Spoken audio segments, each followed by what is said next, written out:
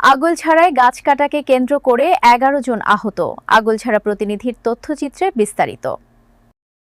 বরিশালের আগৈলঝাড়া উপজেলার ৪ নং গৈলা ইউনিয়নের পূর্ব সুজনকাঠি গ্রামে গাছ কাটাকে কেন্দ্র করে দুই পক্ষের 11 জন আহত হয়েছে। 7 জনকে আগৈলঝাড়া উপজেলা স্বাস্থ্য কমপ্লেক্সে এবং 4 জনকে গৌরনজি স্বাস্থ্য কমপ্লেক্সে ভর্তি করা হয়েছে। নতুন করে জায়গা জমির সীমানা নির্ধারণ হয়। একই বাড়ির মিজান মোল্লা গাছ কেটে নিয়ে যাওয়ার সময় বাধা দিতে গেলে হামলা চালায় মিজান মোল্লা, শাহ আলম মোল্লা ও পরিবারের সদস্যরা। ফলে গুরুতর আহত হয় আব্দুল জলিল মোল্লা।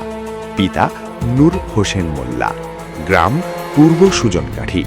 তার স্ত্রী নুরুন্নাহার বেগমকে হাসপাতালে নিয়ে আসার পথে দ্বিতীয় দফায় হাসপাতালের সামনে বসে ছেলে জুবায়ের ইসলাম মোল্লা, ভাই শাহাদাত মোল্লা ও তার বয়স্ক মা, চাচাতো ভাই ভ্যান চালক জালাল মোল্লার উপরেও হামলা চালায় প্রতিপক্ষের আর এক ভাই হাসান মোল্লার নেতৃত্বে।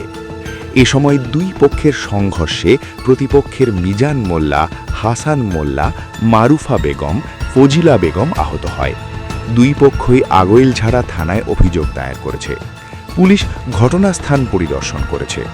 আগৈলঝাড়া থানা ইনচার্জ মোহাম্মদ মাসুদ খান জানান, অভিযোগের ভিত্তিতে তদন্ত করে আইনগত ব্যবস্থা গ্রহণ করা হবে।